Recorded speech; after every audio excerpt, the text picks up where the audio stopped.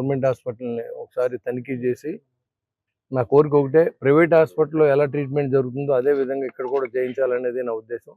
దానికోసం మనం వచ్చిన తర్వాత చాలా మార్పులు చేసుకుంటూ వచ్చాం. మరి మీ అందరూ సహకారంతో ఇవాళ పాత్రికేయ మిత్రులు చెప్పింది వాస్తవమైనప్పుడు ఖచ్చితంగా దాన్ని ఫాలో అవుతున్నాం.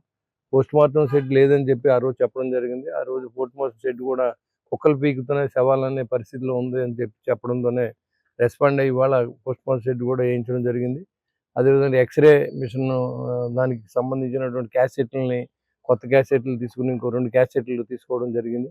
మరి ఆపరేషన్ టేబుల్, లైట్లు, అలాగే స్త్రీల ప్రసూతికి టేబుల్ ఇవన్నీ కూడా తీసుకోవడం జరిగింది. ఈ హాస్పిటల్ని ఒక జిల్లాలో మొదటి స్థాయిలో నిలబెట్టడానికి నా వంతు కృషి, అలాగే అధికారులతోనూ కూడా అందరినీ కలుపుకొని చేయాలనే ఆలోచనలో పనిచేస్తూ ఉన్నాం.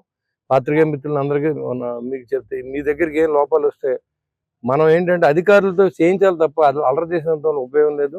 మీరు ఒకసారి నా నోటీసులో కూడా పెట్టండి. తప్పకుండా అది అవనప్పుడు ఖచ్చితంగా మనం ప్రెస్కి వెళ్ళి దాంట్లో ఉన్నటువంటి అవినీతిని బయటపెట్టి వాళ్ళని కూడా ఇక్కడ లేకుండా చేసే బాధ్యత నేను ఖచ్చితంగా తీసుకుంటాను కూడా మీకు చెప్తున్నాను, చేసాం కూడా.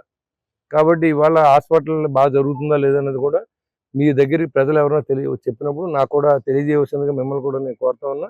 అలాగే నా ఫోన్ నెంబర్ కూడా డిస్ప్లే చేయమని చెప్పాను. ఎవరైనా పేషెంట్లు ఇబ్బంది పడకూడదు. ప్రైవేట్ హాస్పిటల్లో ఎలాంటి హాస్పిటాలిటీ ఉంటుందో అదేవిధంగా ఇక్కడ అందరూ కూడా ప్రైవేట్కి దీనికి డాక్టర్లు అందరూ ఒకటే. కానీ ఏంటంటే మనం వ్యత్యాసం ఏంటంటే నిర్లక్ష్యం పేషెంట్లు బట్టి ఉండేది. ఇది అదేం లేకుండా మరి ఇప్పుడు తాతారు కూడా చెప్పడం జరిగింది ఆయన కూడా. ఏమంటే మనం గౌరవంగా పేషెంట్ని కూడా చూడాలి. డబ్బు లేని వాళ్ళు, కష్టాల్లో ఉన్నవాళ్ళు మన దగ్గరికి వస్తారు, వాళ్ళని ఆదుకోవాలి. ఇది మంచి ప్రభుత్వం అని మనం చెప్పుకుంటే కాదు, ప్రజల నుంచి రావాలనే ఆలోచనతో మేమంతా కూడా పనిచేస్తూ ఉన్నాం. మీ ఆశీర్వదించండి. అదేవిధంగా ఈ హాస్పిటల్లో అది లేదు ఇది లేదు అనుకోండి, అన్నీ చేయించే విధానం మేము చేపడతాం. అవసరమైతే డోనర్స్ని కూడా తీసుకుని ఈ హాస్పిటల్లో అన్ని సదుపాయాలు అరేంజ్ చేస్తాం. ఈ మెడిసిన్స్ కూడా మీకు ప్రాపర్గా మీరు ఫీడ్బ్యాక్ ఇవ్వాలి. గవర్నమెంట్ ఇచ్చి మెడిసిన్స్ మీకు ఎంతవరకు అవి పనిచేస్తున్నాయా లేదా, నాది క్వాలిటీ ఉన్నా ఇస్తున్నారా లేదనేది కూడా మీరు పేషెంట్స్ ఫీడ్బ్యాక్ తీసుకోండి. ఎందుకంటే అది లేనప్పుడు అవసరమైతే ఆ మందులు వాడతారో గవర్నమెంట్ హాస్పిటల్కి వెళ్ళిన తగ్గట్లేదు అంటున్నారు.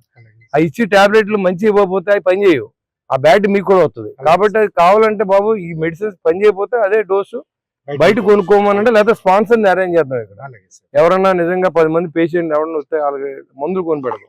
అలా ఆ విధంగా మనం కానీ ముందు తీసుకెళ్తే మన ప్రజల పట్ల కూడా మన నమ్మకం ఉంటుంది. మీరంతా సర్జన్స్ ఉన్నారో, బాగా చదువుకుని ఉన్నారో, మీరు అందరూ ఉండి కూడా ఈ పేషెంట్ మందులు పని చేయకపోతే ఆ బ్యాడ్ అంతా మీకు వస్తుంది. కాబట్టి ఇచ్చే మెడిసిన్స్ అన్ని కూడా మంచి కంపెనీల మెడిసిన్స్ ఇవ్వాలని చెప్పి నేను కోరుతా ఉన్నాను. మరిన్ని వీడియోస్ కోసం ఛానల్ ని సబ్స్క్రైబ్ చేయండి. లేటెస్ట్ అప్డేట్స్ కోసం వాట్సాప్ ఛానల్ ని ఫాలో అవ్వండి. ఆ లింక్ డిస్క్రిప్షన్ లో ఉంది.